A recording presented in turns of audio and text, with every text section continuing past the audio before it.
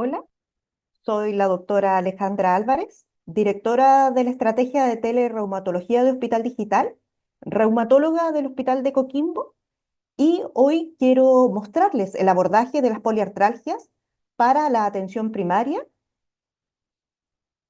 y esto fundamentalmente porque el dolor crónico es un problema de salud pública. El 41% de los pacientes sobre 17 años tienen dolor moderado a severo y principalmente este dolor es osteomuscular, dentro de los cuales destaca como diagnóstico el lumbago y la artrosis.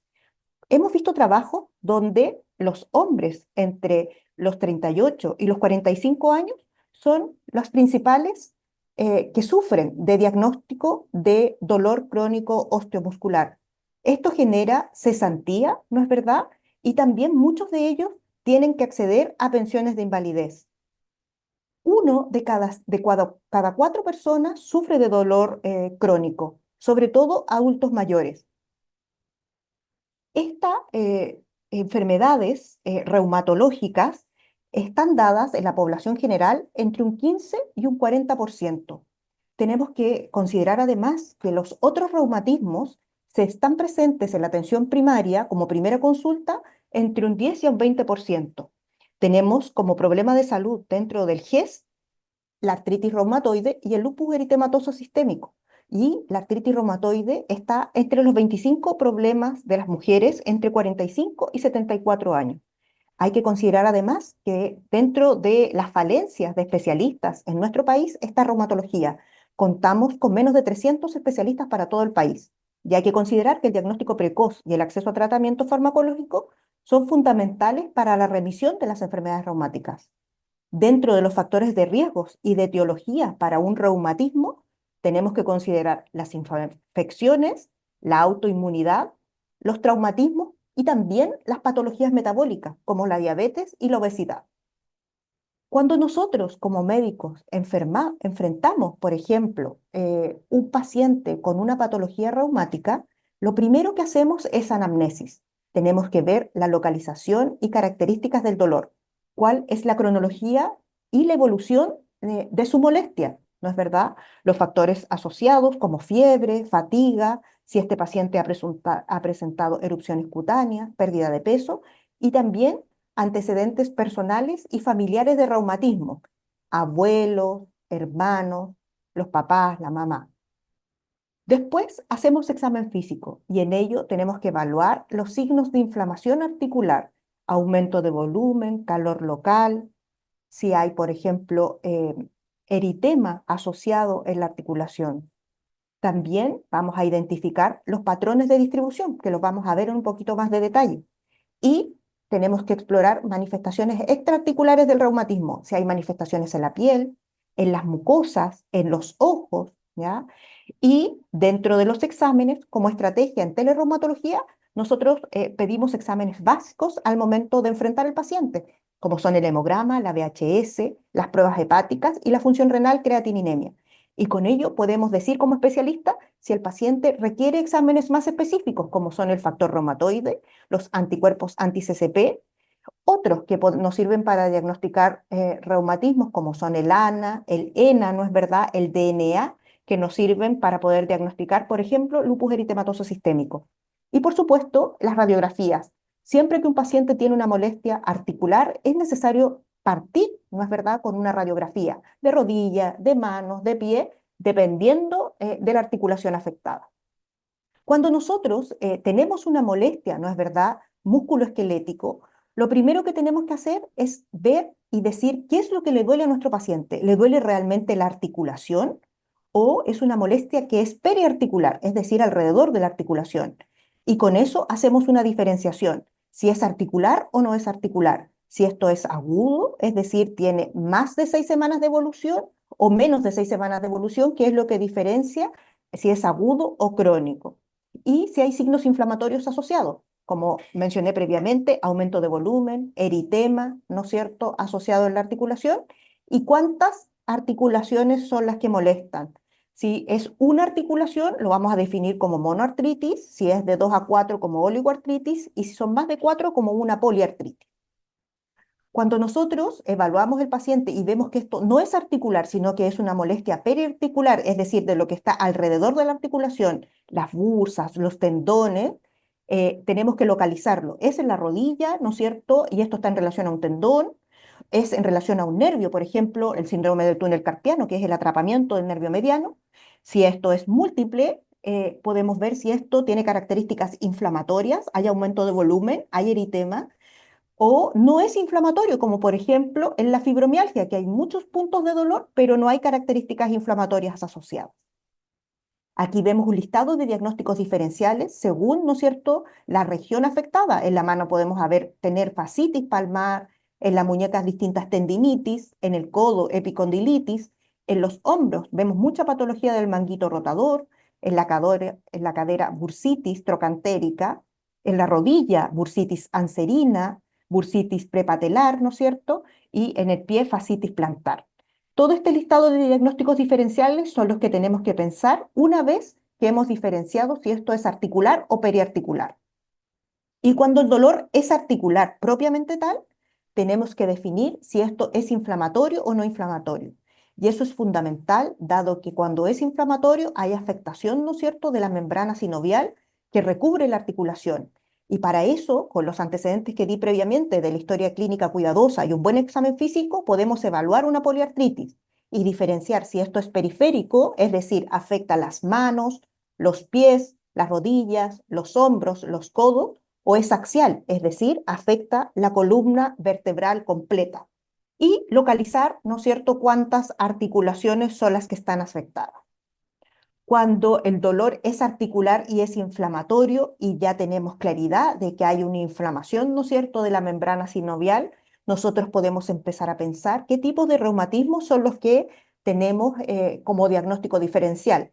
Entre ellos, uno de los más prevalentes en nuestro país, la artritis reumatoide y la artritis psoriática. Como ustedes pueden ver en la fotografía, cuando uno ve en las radiografías ya erosiones articulares, es cuando el reumatismo ha avanzado, ¿no es cierto? Y ha habido destrucción del hueso. Entonces, nuestro objetivo es poder evitar y controlar la inflamación previamente para que no llegue a haber erosión y destrucción del hueso por la inflamación.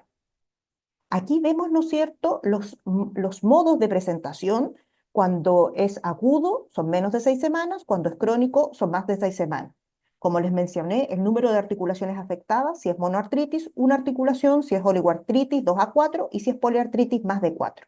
Tenemos que ver si es simétrico. Nos duele, por ejemplo, las dos manos, la izquierda y la derecha al mismo tiempo, las dos rodillas al mismo tiempo, o es, por ejemplo, la rodilla izquierda y la mano derecha. Eso es asimétrico.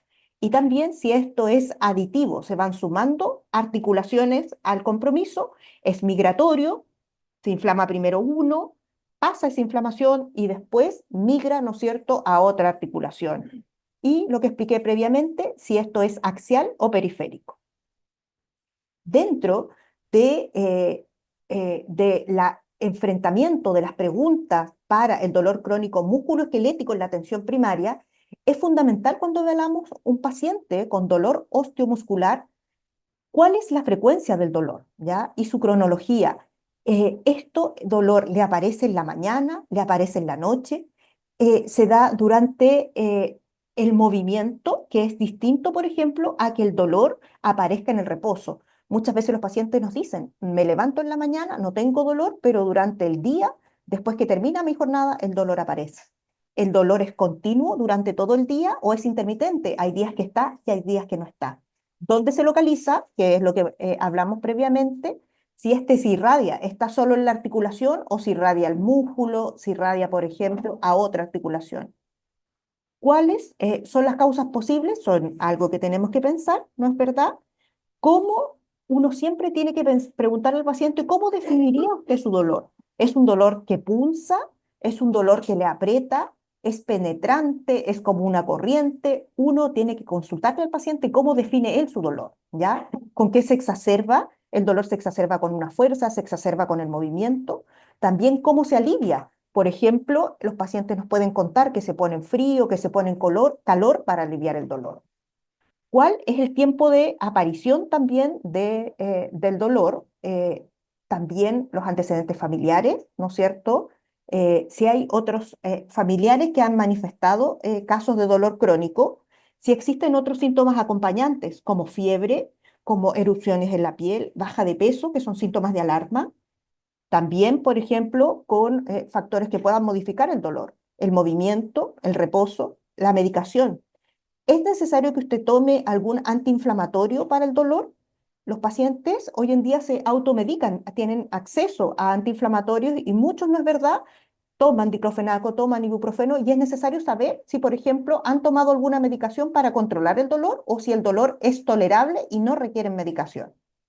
También si han tenido tratamientos previos para el dolor, ¿ya? Si han sido vistos previamente por el dolor y los antecedentes psicosociales, ¿no es cierto? Familiares, laborales. Es distinto, por ejemplo, que en una habitación y en una cama duerman 2 o 3 personas, que lo hemos visto, que cuando cada familia, ¿no es cierto?, tiene su propio espacio para descansar. Y también el tipo de labor que desempeña nuestro paciente, si es, por ejemplo, tiene una labor de estar todo el día de pie, de cargar peso, eso también es importante al momento de evaluar el dolor.